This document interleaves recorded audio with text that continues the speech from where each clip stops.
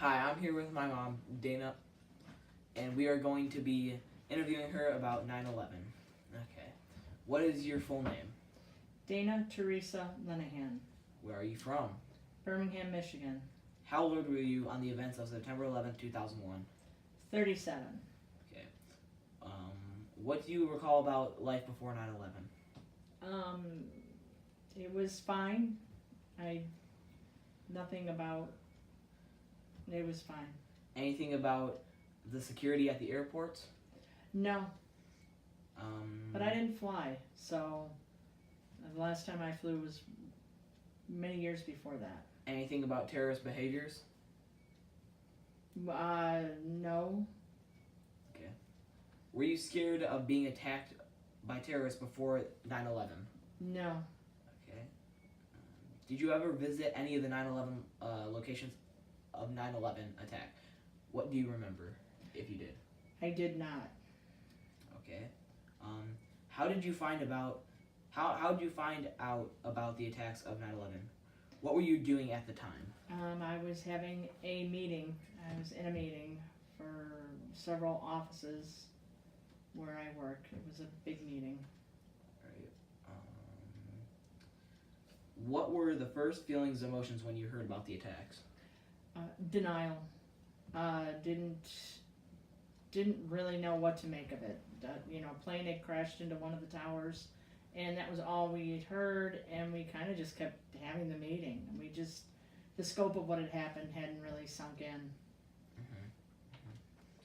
Were you with any other people when you heard about the attacks? What do you remember about sharing that moment? Yes, I was a lot of people, a lot of coworkers from my office and different offices, and then there was a woman from Georgia who was there, and you said sharing it. Yeah, did you share any of what do you remember about sharing that moment? Well, it was kind of the consensus. Everybody just sort of kept working until one of the bosses of one of the offices said, I think we need to stop. This is really serious what's happening. So we went to where the television was, and still it was sort of, I don't know, it was weird. It was sort of denial. The woman from Georgia was concerned because she wasn't sure what was going to happen with the flights. But I just think everybody just kind of kept working, and it was strange. Nobody was really sad or anything? No, not at that point. It was just an odd time and place. Okay. What is your most vivid memory of that day? My boss saying we need to stop and find out what's going on, and sort of my denial at the time was kind of like, yeah, I mean, why don't I want to stop? And then seeing the film of the plane crashing. Okay. Were you afraid of your safety or the safety of your family? What actions did you take, if any? No, I wasn't, and I didn't take any actions. All right. Were you personally connected to anyone in the towers, Pentagon, or planes? What happened to them, if there was any? No, I was not. All right. What do you remember about the nation and its leaders coming together in the days following September 11th?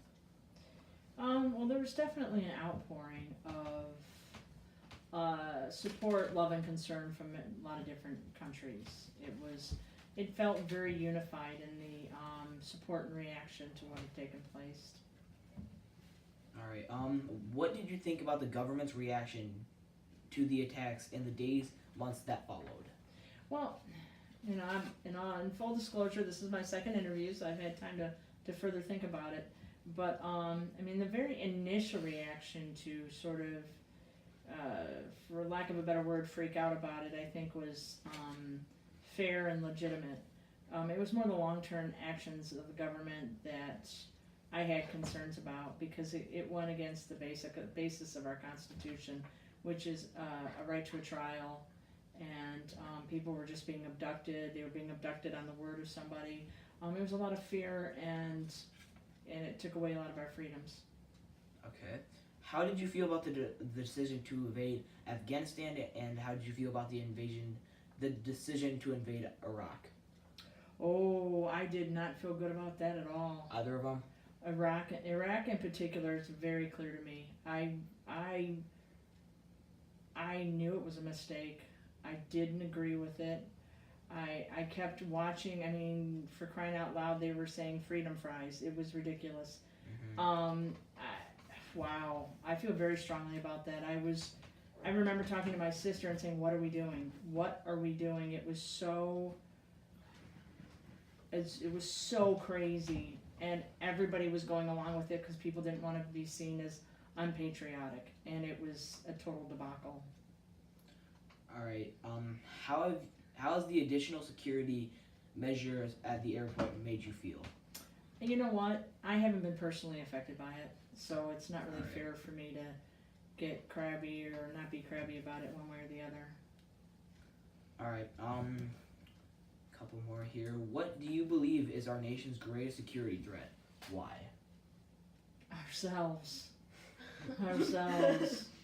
I think being at the risk of overstating it, a fascist government because of fear of outside forces is, at this point, probably my greatest fear for our country.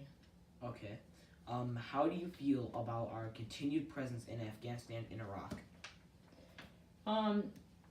I don't know enough about it, but the little bit that I know and my sort of basic beliefs is that any kind of support and goodwill we can do there would help facilitate better feelings towards the United States. I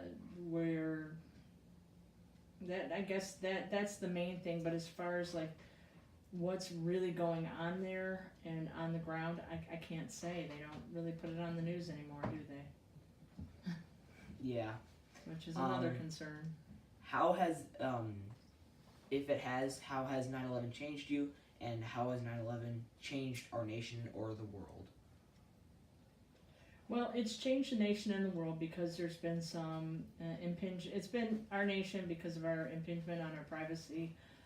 It's allowed people to use